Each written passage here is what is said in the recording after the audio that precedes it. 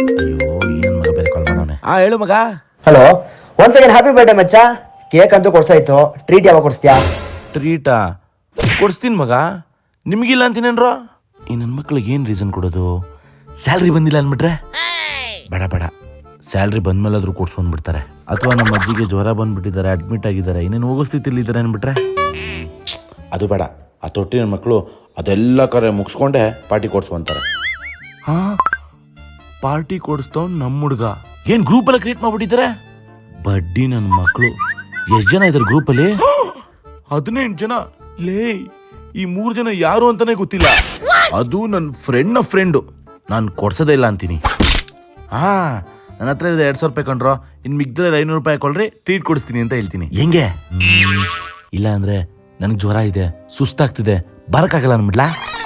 ಈ ತೊಟ್ಟಿ ನನ್ನ ಮಕ್ಕಳು ನಾನು ಸತ್ರು ಪರವಾಗಿಲ್ಲ, ಟ್ರೀಟ್ ಆದ್ರೂ ಕೊಡ್ಸು ಅಂತಾರೆ.